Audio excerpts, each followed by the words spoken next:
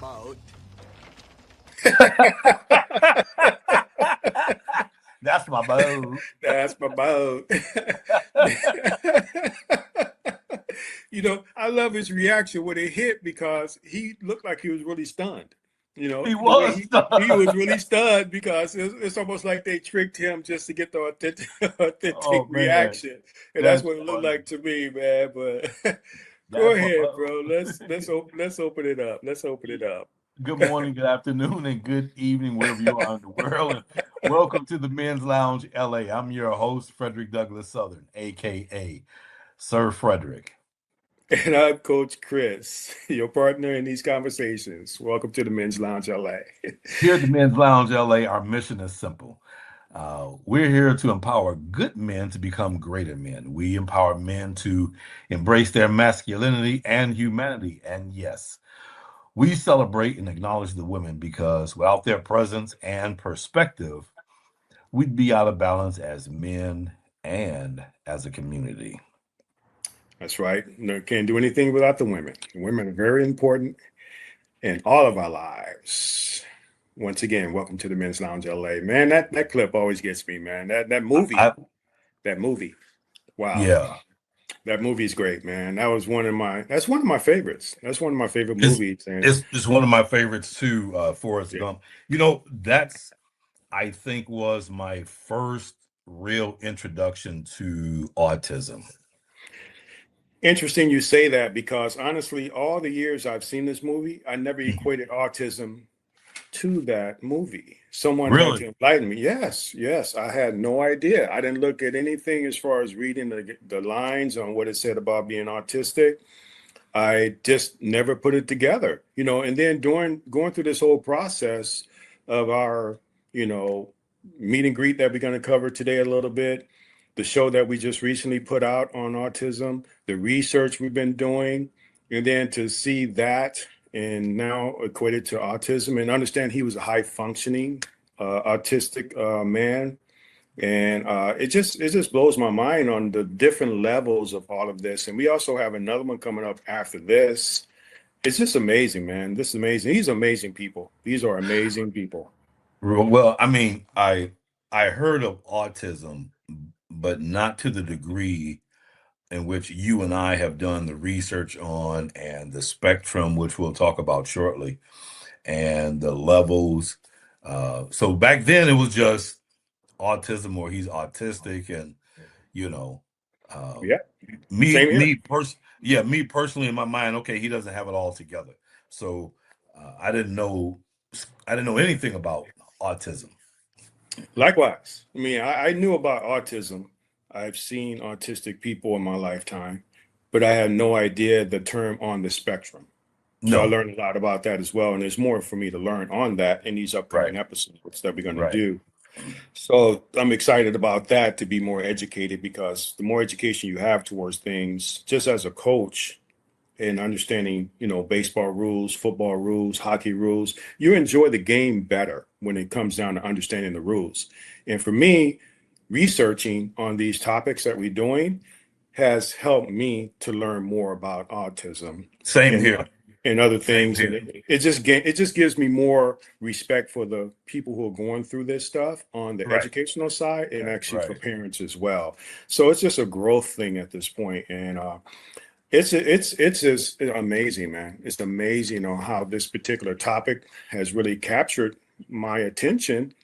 I never took it for granted because when I'm around autistic people and have been around autistic children mainly, um, I just treat them just like a normal person, for lack of a better word, because normal is something we're going to talk about during this meet and Right, greet that right, we have. right, right. You But know, but that's the way they want to be treated. They want to be treated um in just society, like you in right? society, just like you would treat anyone Yeah, else.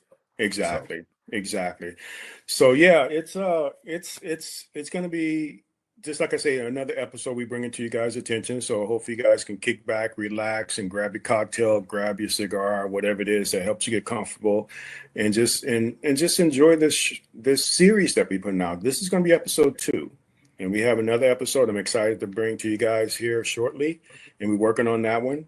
But at the meantime, this episode here is just Frederick and I talking about some things that we went through with the first two parents that you saw in that first episode we just recently broadcast. And I think it'll be pretty enlightening as well. And he and I just chopping it up on our own clips. What do you Well, think about it? well, just to add and piggyback off what you're saying, to give some insight and background to the listening audience. So the clips that we're going to be sharing with you and commenting on, it was actually from a meet and greet that we did with Shannon and Tyson as parents of autistic children. And the reason why we're doing this is simply because some things were said during the meet and greet that wasn't touched on or mentioned in the actual episode that we aired a couple of weeks ago.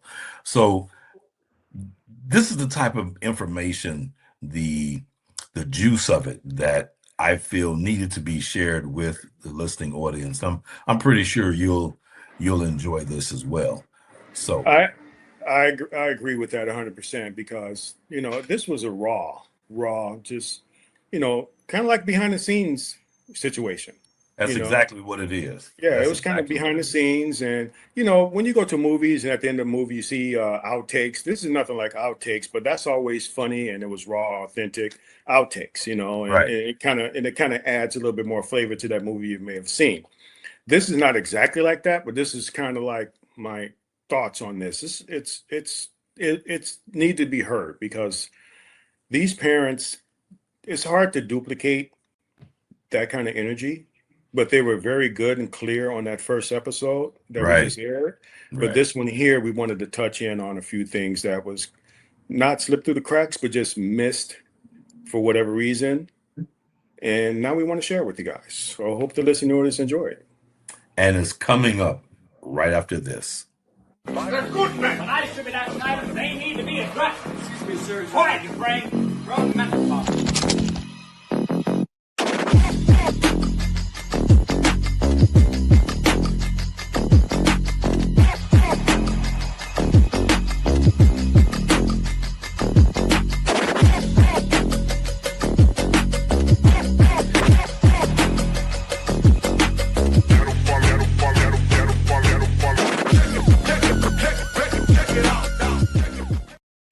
I always love that intro. Quiet, Frank. always, I always love that intro, man. That intro is great. That's done by our mentor and the guy who's been helping us along with that's D Patrick, comedian D Patrick, Right. and Ray the Stormbreaker. These guys We'll are in even Chicago, from we'll Chicago, man. we'll eventually have them on our show, We uh, will. and we will, and it's going to be a surprise topic. Um, no, I don't want to give it away, but when we have it, you don't want to miss that show. So, No, no, these Coach are these Chris, are for the people that know me and know them as the Truth Brothers. And that's so when it's all said and done, it's going to be a good showing with the Truth Brothers and the Men's Lounge LA. I'm really looking forward to that. I'm looking forward to that as well. Us getting together with those guys. But what you got going on, bro? Well, what's our first clip is understanding autism. Actually, With you know what? I want to pull away from that for just a moment, and I want to kind of go into these things because we addressed it in our other show, but I want to address it again. Let's kind of talk about this a Got little you, bit. got you, got you, got You you. know, Okay, so we have several programs in the beautiful city of Los Angeles for support and resources for autistic individuals and their families in 2025. These include specialized schools, therapy centers, community organizations, and they focus on education, social development, and career training. For example, Exceptional Minds provides training in the digital arts, while J. Nolan Community Services offer comprehensive support services. And you can reach out to them. They're at the UCLA Center for Autism Research and Treatment. You can email them at jaynolan.org. That's JAYNON.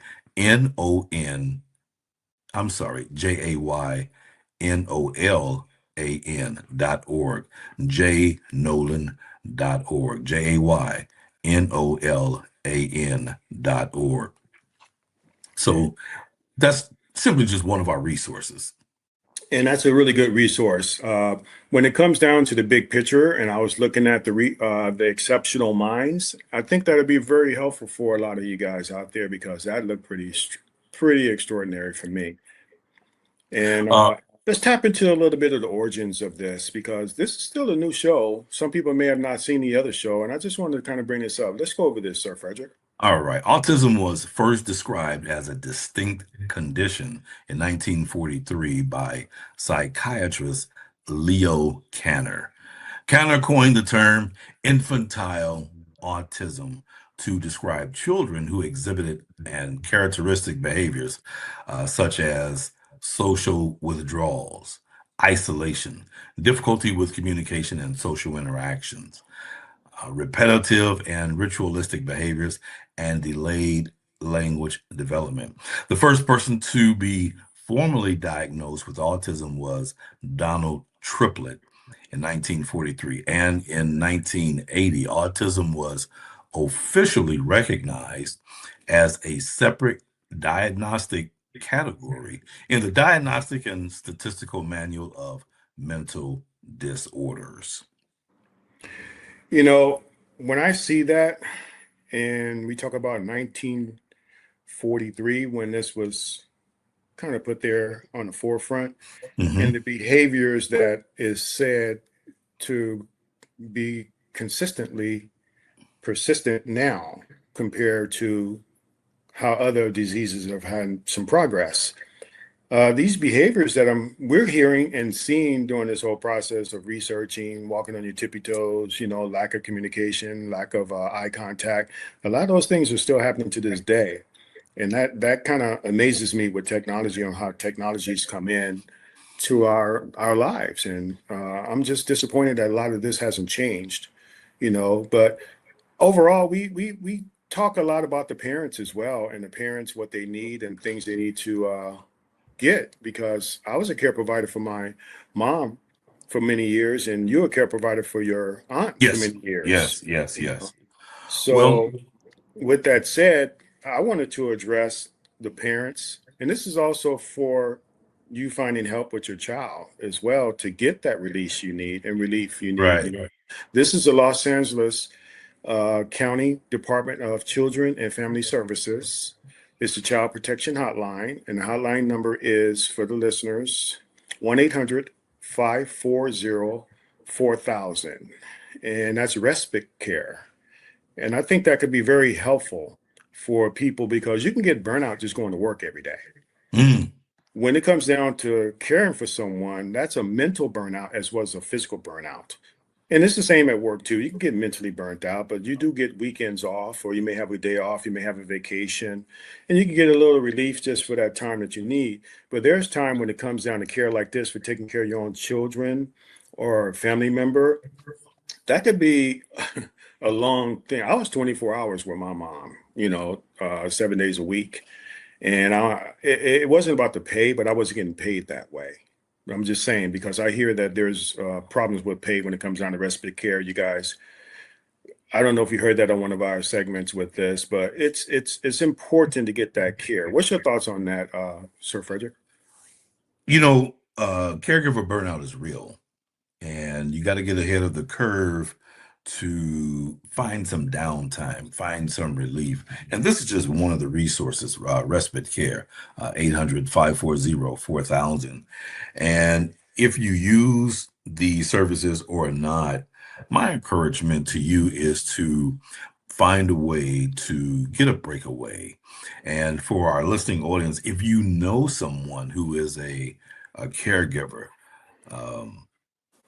offer to buy them a burger or give them a day off or a half an afternoon or something. If you can just step in and give them a break, bring them dinner, cook for them, clean the house, whatever. Just if you have some compassion, help that person out by giving them a break. It will go a long, long way. I agree with that because, sometimes family don't step up and help. when it comes down to that person who's being the care provider for family members. If you're doing it for yourself and helping other people, that's great. I commend you for that. But usually it's family helping out. We addressed that. Shannon addressed that in our first episode, and she kind of gave you guys some guidelines on how to go about doing that and hiring family members that's willing, Yeah, and yeah, they'll get paid for it. And I think you should look at that episode and check that part out, because I think that was a lot of good information coming in to where you feel comfortable if you're a parent out there going through this, to bring in a family member, and then you hire them, and your comfort level can be at even till knowing that they're not just with a stranger, they're with a family member, and they'll get paid. And that's something I think you should look at on our first episode. So yeah, it's a lot of information. We just want to kind of cover this again. It's in the first episode, but one other thing here too I want to talk about. The Men's Lounge LA is going to be actually representing here in the Empower Walk and 5K Run, featured by Autism Speaks. And it's going to be oh yeah, November 23rd.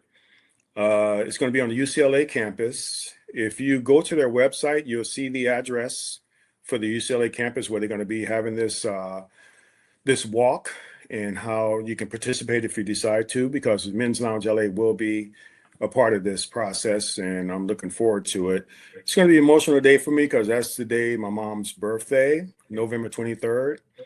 But I'm sure she'd be proud for me to be a part of this particular process and donating my time to a worthy cause of on course. this invisible disability they call autism. So that's the few things I wanted to cover before we get started with this. But there's one last thing. We just looked at Forrest Gump, and that was actually acting, and he did act like he had autism. He did a great job, and I think in our first episode, if you looked at it, we had another clip that we shown on Rain Man. Rain He Man. he Yeah. did some acting on that, and that was Dustin Hoffman. Great movies. I think you guys, if you've never seen it, you watch and you want to look at it again, I think it'd be worthy. Forrest Gump and Rain Man. We want to address those too. But we talking about real actors and people, or the celebrities that actually had this. You want to address Yes, this, because we yes, came yes. across this and I thought it was very interesting to Well, know that high functioning people, you just never these know. are confirmed diagnoses with Anthony Hopkins. The actor has publicly discussed his autism diagnosis and how it has shaped his life and career, according to behavioral centers. And then we have Dan Aykroyd, the actor and comedian, was diagnosed with Asperger's syndrome in 1980s. And then we have Daryl Hannah. Again, I don't know a lot about her. I've seen the name, heard the name, and probably seen some of the stuff that she's done. And this actress revealed her autism diagnosis in 2013, uh, though it was made when she was a child. And then, of course, Elon Musk, he's very relevant right now.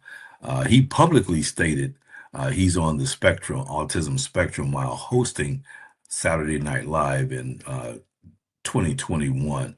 So I think the point we're trying to reach here is that uh, although may know of someone who has this invisible disability, uh, you still can become successful. You can be a success, and this doesn't have to be a drawback in life. You can capitalize on this at the same time. So, um, And that's true.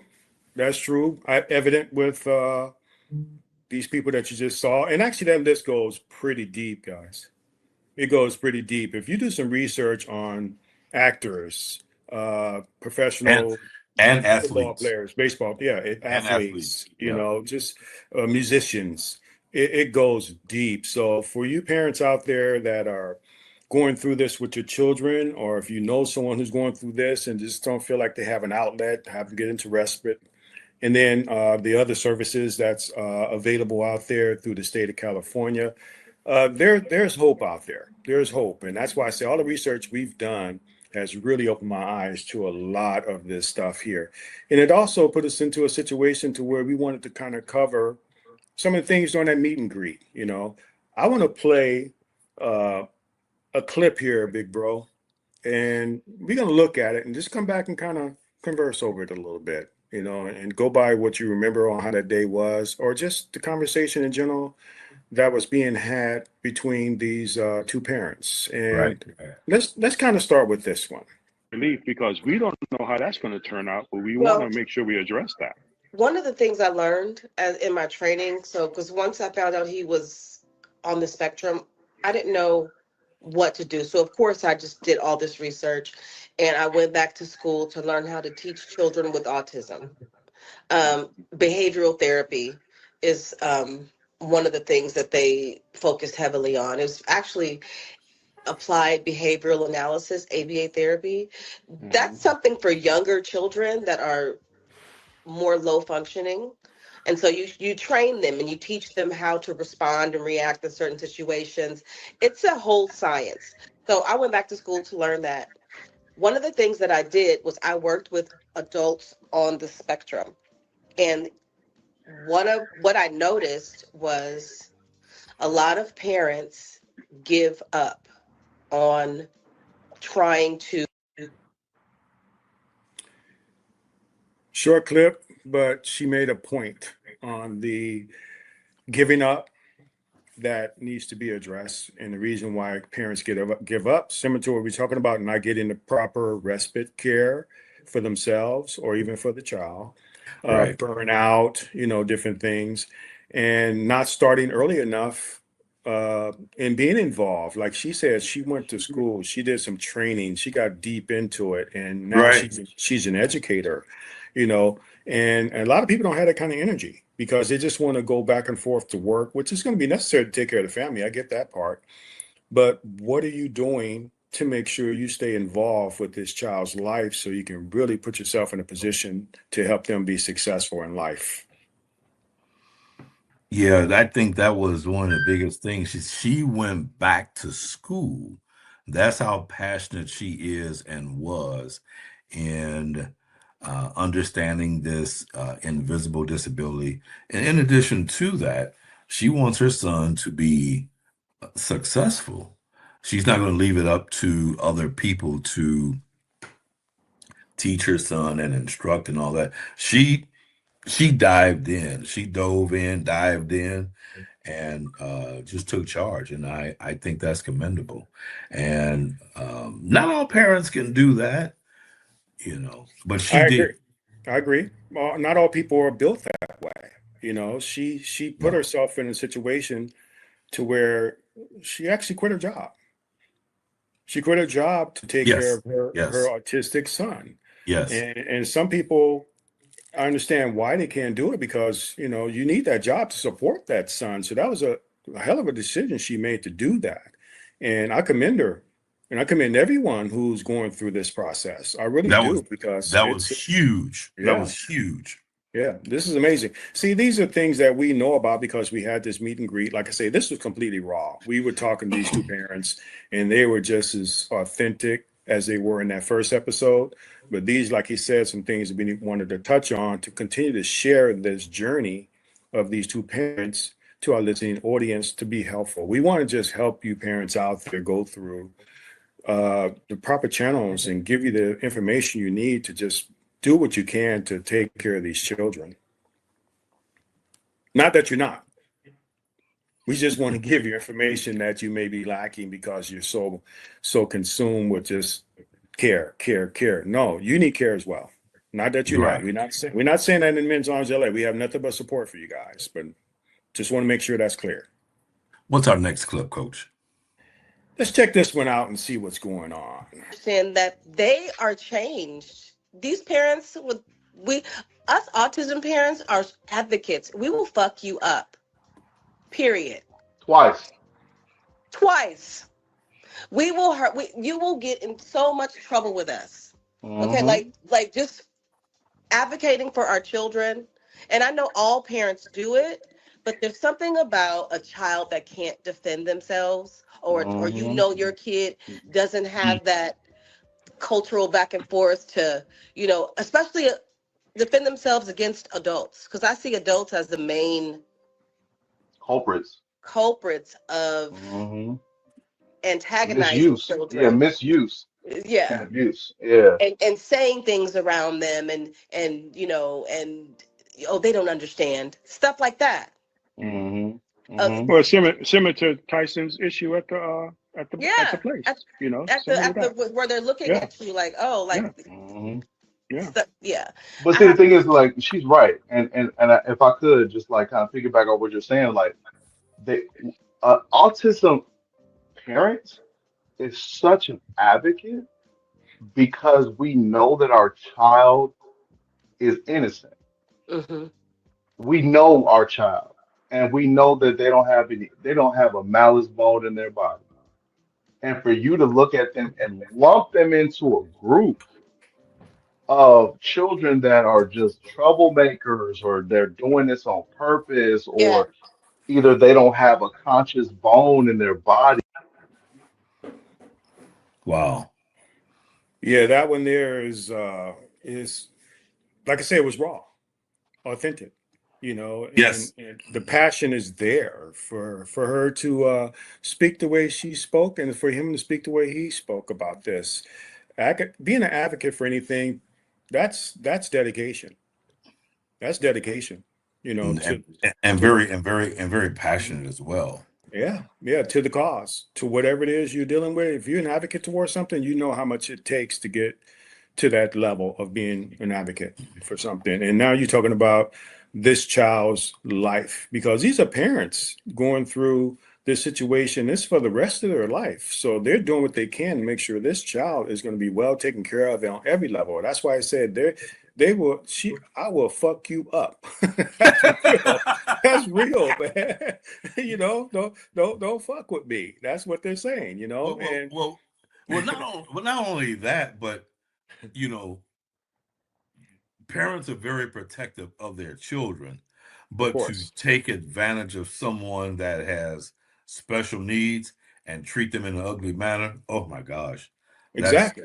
that's the Exactly. worst. I got to propose something out for our listening audience. If you've been through or seen something like this, put your comments in the comment section. We want to hear from you on that, because I'm sure, you know, just like cancer, there's someone out there, you know, that might have dealt with cancer. And there's someone out there, and I'm sure you probably know, that's got a family member that has some sort of autism, if not yourself. Put your comments in the comment section. We want to hear from you on that, you know. And that's real talk right there. And just understand, if you see something out there and this person is acting a certain way, male or female, young kid, and the parents doesn't seem they seem to be very patient with them, don't react in a negative way to that parent, like, oh, control your kid and all this other nonsense that you kind of do out there. Like she said, we will fuck you up. So be careful. Be careful with these situations out, because you never know what they're actually going through. You And know. don't be judgmental. Oh my gosh. Agreement. Let's go to the next clip and get you guys to see what else was going on during this meet and greet. and she's on the spectrum. I want to say the spectrum because there's so many levels to it, because a lot of times you cannot look at someone and say, oh yeah, they have autism. Yeah, It's an invisible disability. Yeah. yeah. um Employment and independence. Up to 85% of adults with autism are unemployed or underemployed, and right. 1 in 5 autistic adults live independently. So when you read those stats, it makes the parent worry. It causes angst in me, because what you know who is going to hire this young black male that has social differences? Who's going to who will be there for him? And then that leads me to think, okay, well, I need to train him every day. I don't know if I want to train him for a job. I would probably want to train him for a skill Hmm. or How, his how own business. how would you identify that skill if you're saying you're training for a skill? How would you identify that Through skill? play, through play, Mm, Hmm. through play, through interesting. games, through his interests. Like, for example, my son loves Hot Wheels. Um, Okay. and some of the ideas that came across to me was he can be a Hot Wheels collector. He can sell, he can sell toys. He can have his own shop where he buys and trades Hot Wheels. He can Hmm. have a YouTube channel. He can have a parking lot. Hmm. You know, we can buy him a land and he can just run his parking lot and he gets the money. But the first thing that we want to do is teach them how to be independent financially, um, before we try to send them out into the world to get a job and work, because those are real concerns. You know, those are real concerns for parents of autistic children. And, you know, I hope someone in our listening audience took note of that, because she's sharing how to move the kid along in some progression, and also how to acknowledge some things about this kid that may be special. Like, he could be a Hot Wheel collector, or have a parking lot, and Yeah. be a, own a parking lot. Not only be a parking lot attendant, but own the parking lot. And I've noticed that in a lot of autistic or special needs children, that it's that one thing that sticks out that just makes them exceptional. Have you noticed that? I have. I have. And even like during this process, and even her words, do what they like, find out what they like. She said her son loves to collect Hot Wheels, and then that's what prompted her to think, hey, you can be a collector. You can have a parking lot because it has something to do with cars. Right, right, right. Whatever her the stimulated her to think that way. I think that a lot of you parents out there that's going through this is that take heed of what she said, and find out what your child like.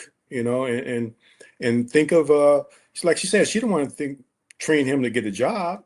She want to train him to be independent, from Yes, a yes, job, yes, yes, yes. because the stats don't lie when it comes down to autistic children being hired, and that was covered in the early episode as well. Uh, and it's a tough deal. So that's a lot of good information that wasn't on the first episode that we wanted you guys to see and hear. And that is some strong, strong stuff. So I hope you guys take heed of that, and understand that we're here to give you guys information that's going to be helpful. And You know, I'm sorry, go ahead. I was going to say, and we appreciate you guys supporting and viewing the Men's Lounge LA. And this is what it's all about, just putting out the right information to get you guys to understand that we're here to empower and strengthen families. But go ahead, bro. Well, I was going to remind the listening audience to remember to like and subscribe, make some comments. And right about now, this autism is is hot. It's a hot topic right now. You hear JFK and the White House, JFK Jr. and the White House stating that Tylenol is a contributor of it, Hmm. vaccines and all that. And that's kind of where the argument is. The argument is with the parents. Well, my child was okay up until Yeah, the shots. yeah, And also CDC and the science says no, it has nothing to do with that. And I think we should follow the science. I want to follow the science, simply because if there was a cure to prevent it, I think they would have come up with it by now. yeah, And, yeah, and yeah. Like yeah, I say, and since 19, just to piggyback off what you're saying, since 1943, and we look at all of the symptoms and the behaviors, they haven't changed. well, actually, it goes back further than that. Of course, That's of when it course. was. It's been happening since the beginning of time. Oh, Actually, no doubt, no it's doubt. it's just simply, as we read earlier, that clip. It was given a name and identified it and put it in the Right. medical books as actual mental disorder. But That's correct. it's been going on since the beginning of time. It's no And doubt, no yeah, doubt, you no know, doubt about that. that one clip that you just played is going to lead us into the next clip. when she mentioned something about being delusional. Let's play that clip. You act in the present, irregardless of what it looks like in the present. All you see in your mind is the future son that you want to see. Like you see them uh, functional, and you see them. In my case, my son is not verbal. I see him as speaking well and making an impact in his voice, and not only just conforming to societal norms, but actually breaking societal norms of what we consider to be normal or what we consider to be possible. In order for you to be able to raise them to that level, you have to be delusional, because what you're looking at is this kid having a tantrum on the floor. That's what everybody else sees. But what you see is your child walking upright, leading the United Nations. Seeing your child a certain way, doing certain things, having that vision of them being a little more functional than what they are now and where they're operating on. And delusional is a good word. It's not a bad word. It's not a negative. It's a good word because uh, some of these, how would you say, neurotypical children, uh, Neurotypical. neurotypical, they're wasting themselves away. They're taking life for granted, and they're not putting in that time and energy to become successful. But and maybe the parents aren't doing anything for that. But when you have someone that sees your child in a certain light, I think that's huge. That gives you hope, and it gives other parents hope with of children of autism. Well, it almost goes back to the celebrity list that we put out on the beginning of this. Yes, And like I say, the list is very extensive. I mean, it goes deep. It goes deep, and leading the United Nations. You know, just you have to have a vision for your children, and all parents do and should have a vision for your children. right, But like she said, when they don't have certain social skills, you have to have that extra way of thinking about things, what they consider delusional, and that was their words, not ours. right, right, you right. know and that's why I say, by it being a raw, authentic conversation. Not that the first one wasn't. It was the first episode you guys saw. I'm just going to go back to that, because if you haven't seen it, go watch it. But this one here was getting together, getting a feel for everybody, a feel for how the show is going to be put together. And we did put together a good show because we're getting a lot of good comments out of it. And then, like, it came timely, very timely, like you mentioned earlier, because you got the president and you got, Kennedy in there doing what he's doing. And, Right. I got comments about that I'm not going to go into because we're on a different subject, but I just took some Tylenol earlier for my shoulders kind of bother me a little bit, and I hope when I get pregnant, my baby's not gonna come out with a problem. Hey, you took them time. I hope you can I keep it took some together. Tylenol earlier. Yeah. I'm gonna have to go get tested now. After I gotta get a blood test. But no, it. Oh man, just I don't want to get into politics right now, because we're talking about something, to me, that's more important than dealing with the nonsense that's going on with our politicians at this point. We're talking about helping parents and putting the word out, and trying to help people get some sort of relief from this silent disability that she said, invisible disability that she said. Yeah. So let's kick into another one. That's a great comment that you made there. Let's kick into this other video here, this other clip.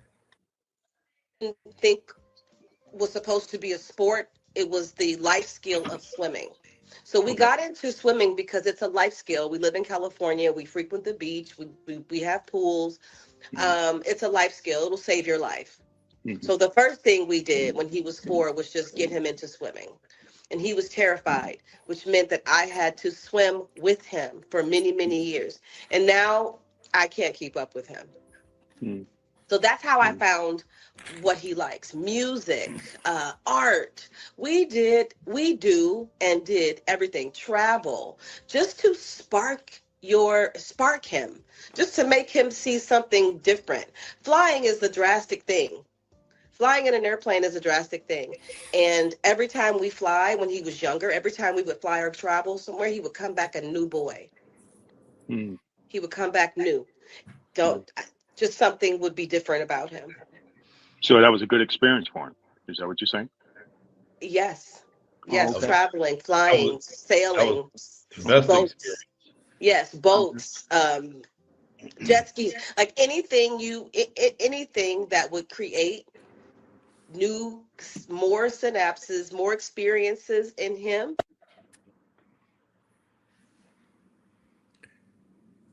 That one there, I remember vividly. Yes. Because when I was asking the both of them about activities as a coach, being a coach and seeing children out there running around, getting it loose, loosen up the limbs, burning off their energy, showing, being some sort of athlete, that's a potential athlete in any kind of field. I didn't expect swimming.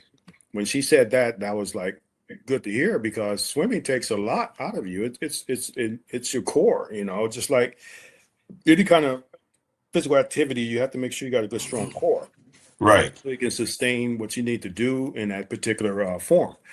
So my question was that, have you guys ever thought of putting these children in some sort of a sporting environment or activities? And she said, yeah, we tried everything. I tried baseball, I tried football, I tried basketball. And she ended up in with swimming. And now he's a water polo athlete. On how she found swimming, she had mentioned to me, or to us during that show, that the coaches in baseball didn't have the patience to work with Right. him. Right. Football didn't apparently work, but Tyson's son was playing flag football, and it's kind of interesting because we're going to be talking about that in episode 3, and I can't wait for you guys to see that one. And it's good to have some sort of outdoor activity for any child, but when you have children on the spectrum, and then all of the things that we saw with this episode 3 that's coming up, on how much fun that is for these children to get out there. You know what I mean? That was beautiful to see, man. So I'm looking forward to you guys seeing episode 3, even though we're talking about episode 2 right now. But go ahead, bro. What's your question? No. It's no question. But talk about episode 3. Just briefly, how our next guest, Jerome, has his son in It's Tyrone. It's Tyrone. Ty- Tyrone. Tyrone. Tyrone Rogers. Yes. You Speak a better little bit call about Tyrone. Call him. yeah, Tyrone, how he has his son in flag football, and um, Let's not disclose too much, man. Let's leave a little all bit. right, all right, all right, Let's all leave right. a cliffhanger, man. We don't want to talk about too much for episode 3, because we're still processing that one right now. But it just kind of goes hand in hand with what she was talking about. Get them involved in things. Even her saying flying. Taking them water skiing. Now, a lot of people don't have the resources to do what she did. But if you find some things that you can do, involve these special need children. And then when you find out what they like, that can lead them into, like she said earlier in one of these other clips, about having something to do later on down the road when it comes down to them being adults. I think that's brilliant, dude. It's fucking genius to me. One of the things I want to mention, that I'm sorry that it didn't generate a clip when we were talking, but one of the things she says, how they have sensitivities with, they have sensitivities with hearing and loud noises and the such. Mm-hmm. She was stating that her and her husband, the father, they took the kid to Costco and I remember Sam's that. Club, Yeah. where there's a lot of noise and Yeah. The light. movement, the Yeah. lights and all Yeah. that. Yeah. And, he had light sensitivity, hearing, and and it just, Rattled him up. Yeah. it rattled him up. And so Yeah. now I don't know what she said. What some parents would do is avoid putting their child in that situation. But what she said was, this is life. These Right. things happen in life, and you can't avoid the loud noises, the bright lights, the busyness, and all that. Yeah. So they took him to Costco and Sam's Club as often as possible to Yeah. acclimate him to Yeah. the bright lights, the loud noises, and all the movement, and you know Well, that. see, the to kind of co-sign on what you're saying here, she's gone through the process of being trained on how to work with special need children. So for her, it doesn't stop there when she bring them home. She took him out to places like you just uh, spoke upon Right, to continue his training while he's with me. And I admire that. It never stops. She said it's always something going on. It's always some training going on. It's always something happening there. And I admire that because she wants to go ahead and try to make it as normal as possible as far as life, like you right, mentioned, right, going to the store, going to a movie, going swimming, going to the airport and flying on a plane. She wanted to just try to normalize it as much as she can to make it be like a neurotypical child. And she said they suppressed a lot of his behavior just by doing things like that. right. So she actually put in a lot of work. A Do lot of me a work. favor. We have another clip. It's called "Teachable Moments." Now that we're talking on that, let that clip piggyback on what we just spoke on. Absolutely. Like Teachable that moments. help them not be so literal. I You have know, real quick, well, two questions actually. The first question is for you, and then the second question is for both of you. And I want to circle back to something you said earlier because I like taking notes. And I think you mentioned you have signs and marker boards or something like that, notes around the house as reminders. Yes. chalkboard, yes. Okay. So let me write that down. Chalkboard. Okay, just as an aside, I buy chalk paint, I got it. and it's cute. I'm just letting Dad know that chalk paint is dope and it's age appropriate because what you want to do is you want to keep them growing. You don't want to keep them. Oh, he likes teddy bears. At 13, we not having no more stuffed animals, I whether get you like you. them or not. Right. So Well, the question is, when you have these signs, the chalk paint, chalkboard around the house as reminders, um, that's the first question to you.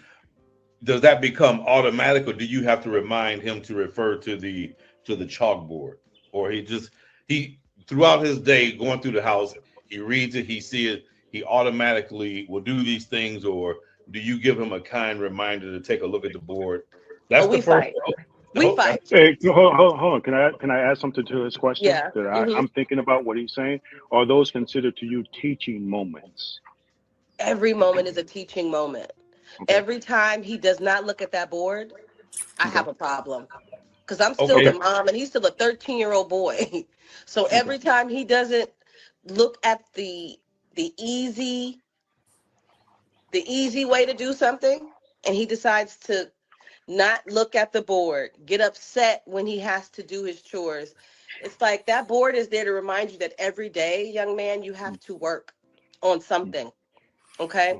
So we that board is a teaching moment because at some point in his life, I don't know if So it's going to be today, tomorrow, next week, he's going to say, let me look at my list of things to do. He's going to learn to do a to-do list. This is not something that, oh, he has to do this, but I want him to train him to remember. I used to do lists back in the day to organize his thoughts and to organize and to help him remember because his forgetting sometimes gets a little bit out of control. So, yes, every day is a teaching moment. I never give up on my chalkboard. Now I like. Ooh, excuse me. I like that. so do I. So do And I. I think that's a good idea for any parent to have, whether it's a white marker board or a chalkboard or chalk paint, and to Refrigerator with oh sticky notes on it. Yeah. Something. whatever, Yeah. whatever. But you're teaching the kid to refer to the list, make lists, Yeah. and then refer to the list and Yeah. stay organized and be organized and what's happening next, and Yeah. just kind of mark it off after you've completed a task. I know you believe in that wholeheartedly because you try to do that to me during this podcast and it ain't happening. Well, I'm a, No. I'm just we no, never just for go the listening audience, there. I am a note taker. I like Yeah. taking notes, and We heard you say that. I like taking notes, which I is like fine. taking notes. We That's you. Make it happen. For me, it's here. That And keeps me my on yeah, track. exactly. And then we keep each other on track in different ways, and it's working. And I'm enjoying working with you that way. It's been successful, and it's going to be even more successful as time goes by. But I did hear her say something that I think that was very interesting, even more than just the teachable moments parts. She says something that I think most parents don't say. Most parents say, I'm raising him to do this. She said, I'm training him. Ah, That stood out to me when she said that. I'm inter- training him. interesting. Yeah. So I think more parents, even if you have a neurotypical child, should do more training instead of saying raising, because you're going to raise them no matter what. But Right.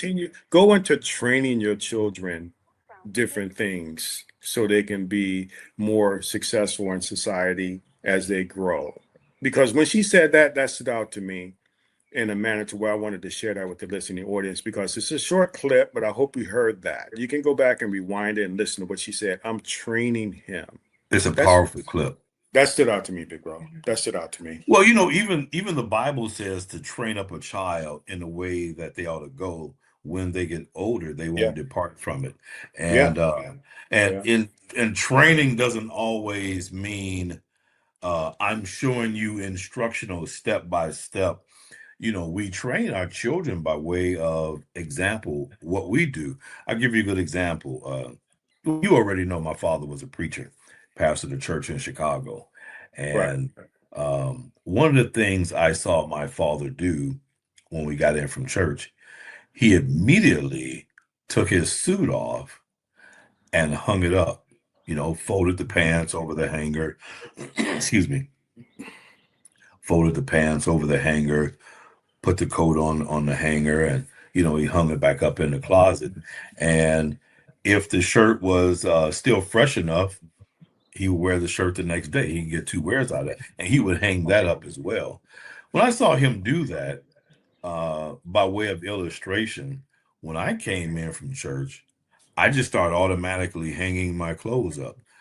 My slacks, my suit coat, and necktie and all that. And oftentimes I would wear the same shirt the next day to go to school in. And here's the funny part, Coach. Here's the funny part. I do the exact same thing to this very day. When I come in from church, whatever I wore, I immediately hang it up, not unless I'm ready to put it in the cleaners. But I hang it up, There you get go. into get into my not my Hmm. play clothes, but my house clothes or some Yeah. shorts, and Yeah. and go from there. So you Right. train up a child Yeah. something, and it will stick. I it, Yeah. I'm Yeah. living proof it will stick. Yeah. You grew up in a double parent household, so you saw that. So I never seen my mother take off a suit, so I don't have that kind of story. But she definitely made sure we cleaned up our place, and every weekend it was something, clean something, do dishes. Yes. It's three of us. I'm the middle child, two other brothers. And we had situations where we had to wash the dishes for a week. I had a week. My other two brothers had a week. And when I had that 2 week vacation, it was cool. It was cool. Right, right, Not right, washing right. the dishes, but it trained us on how to be clean because a lot of men don't get trained that way because usually they may have a full family like you where it's girls and girls are doing the kitchen stuff and the guys are doing the outdoor stuff and this and that. So it kind of balances out when it comes down to those dynamics. But I didn't have that kind of dynamic. I had to do everything that my mom tell me to do, being a single mom, but that's interesting that you say that because that's what she's doing. She's training him instead of saying raising him. That stood out to me. That was That was a good call. That was a great catch. If you hadn't said nothing, I'd have thought You would nothing. have thought nothing. I wouldn't have thought nothing. That was a great catch. Yeah, yeah, yeah. It just resonated through me when she said that, because being a former business owner and a manager, I had to train a lot of people, you know, and you train them in the processes and procedures that's in place for most of these companies so they can be successful. And that's what caught me as a former business owner, and now I'm retired, and understanding how important training is, because there's two reasons why people don't do things. They either don't know or don't want to. Got you. That's it. There ain't no other reasons. You don't know or you don't want to. So if I know I taught you this, now you don't want to, you got to go. You got to go. Right. Here's your walking papers, because you don't want to do this, because I know you've been trained on it, because I trained you myself. Right. Different concept with your children. You're not telling your children you want to go. But bottom line is, she's going to stay on him until he learns how to do this. That's why that chalk paint and that chalkboard, it stands out for him. And she wants him to be able to just go to it himself and look at, okay, now I did this, now I got that. That is incredibly brilliant to me. I love Yes. it. I I love love it. We got one more clip we want to show here. And after that, then he and I just converse a little bit, and then we'll bring this to an end. I appreciate you guys hanging there with us. Just understand that we doing what we can to bring in best content as possible. But let's check this last one out. Assimilated into the societal norm. I'd never been a normal kid or person. And it wasn't until like I was maybe about 25, 30 years old that I started to lean into that, meaning that I was made differently. I'm not a person that has ever been considered normal. I'm extraordinary. And when you're extraordinary, I think society wants to beat you into a circle peg, and you're not a circle. Mm. You're clearly a star. And either society will beat you into a circle peg or to a square peg, and you're a star shape, or they'll elevate you to stardom so that they can monetize you. And if you're able to avoid both of those and still get through society, that means you have some really good parents, because they taught you how to be well adjusted when it comes to people exploiting you, and well adjusted when it comes to people trying to put you into a box. I hope that answers Same that question. same question for you, Shannon. I don't feel anything. I don't think my son or any child on the spectrum is not normal. This is a normal thing. So this is your normal, period. Just this is your normal. This is And normal is it's the eye of the beholder. Like, what's normal? That's what I was going to say.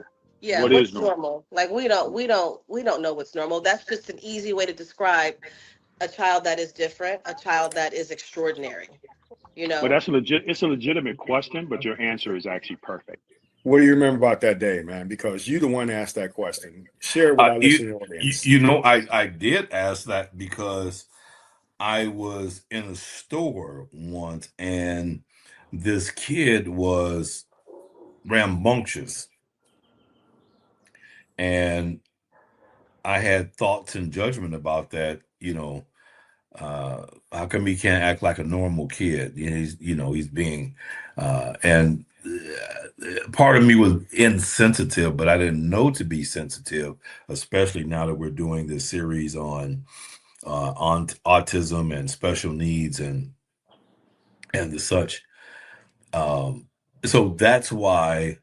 And I heard someone in the background say at the store, he's not acting like normal kids, and that kind of hit me and stuck. And that's what motivated me to ask that question. How does that hit you or strike you when you hear normal kid?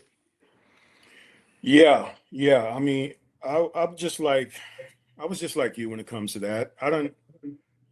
I used to see, bad behavior from certain kids at the stores over the years in my life that give me cause to pause now. And in some cases, we don't know the condition, being on the spectrum, having autism, special needs, whatever it may be. and I just thought it was bad parenting. So I have a different view now when I'm out there uh, and seeing these things happen. Yeah, And much more yeah, sensitive. yeah, and that's because, like I say, getting so involved in this process to bring this information on our platform and share it, and just come across as, like I say, empathetic. Um, being a care provider for my mom, she was, you know, elderly woman, and she needed that help, and to be able to be there for her is just was a short period of my life compared to this being a long-term thing with these parents, who are going through this process with their children. So it just amazes me. And I had made a comment that doing this, and it didn't bring a clip up, but it just hit me when we were talking. This is extraordinary people taking care of extraordinary people. Yes. That was the comment I made to them, and they both agreed with that because it was just a instant thought in my head when they brought up extraordinary, And it goes to say again with a parent like these two, to say this is just my norm, you know, and to hear terms of neurotypical, you know, things like that that's coming out to enlighten us more and also give us more um, empathy and passion for this silent or invisible disability. It's I hope the listening audience is going to embrace these shows and share these shows, and just get, because I'm sure someone. I mean, it's the numbers are so high to where it's almost like, how can you not know someone? Just like we mentioned earlier about cancer and certain diseases, diabetes. I'm a diabetic. I'm sure you know a diabetic, just like you may know someone that's going through this, you know, this invisible disability. Yes. And I learned a lot, and we got a lot more we want to share on this next episode coming up. And just reach out to us. You got some information here. You can check our website, or you can just get into our info at the mensloungela.com. We have ways that you can reach out to us, but put comments in. Put your comments in the comment section below.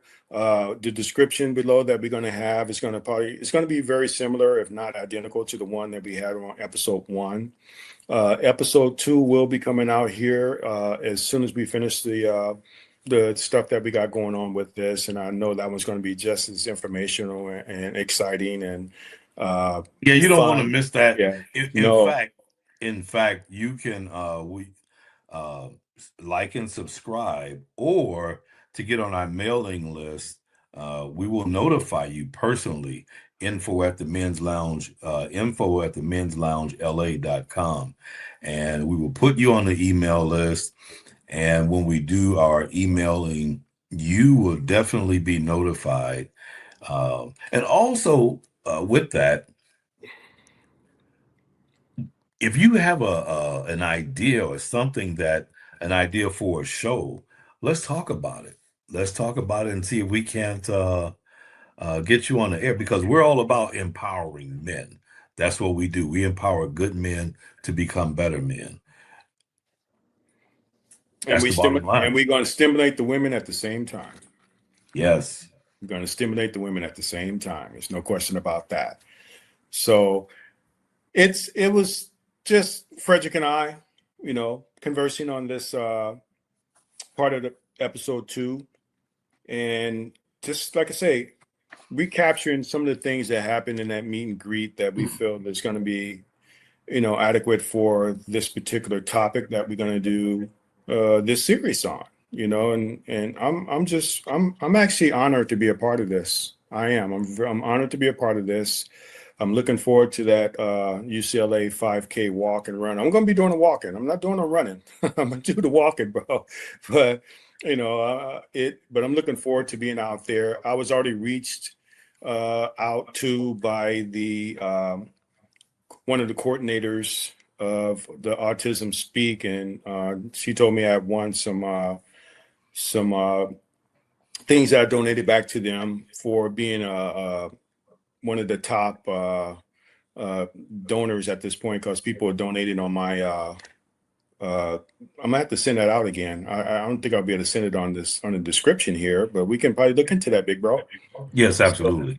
yeah, so we can get people to donate towards the Autism Speak Walk that we're involved in here at the Men's Lounge LA. Right. Do you have I do. that slide? You have that slide? I do. You can put I that do. slide back up. Yeah, let's get that slide up so you guys can see what's going on. It's going to be November 23rd. It's going to be in UCLA campus, and it's a worthy cause. It's a worthy cause, and like I say, that'd be an emotional day for me. It's my mom's birthday, but God rest her soul.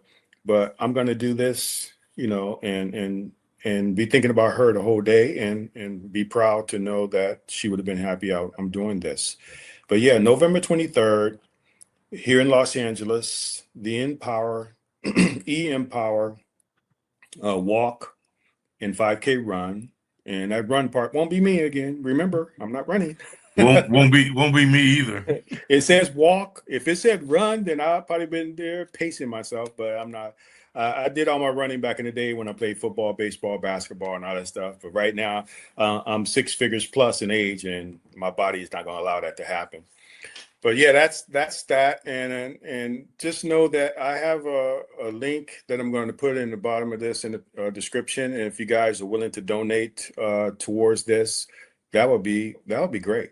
That would be fantastic. So I'm going to put that link below on this, and let's support this. Let's support this. Oh.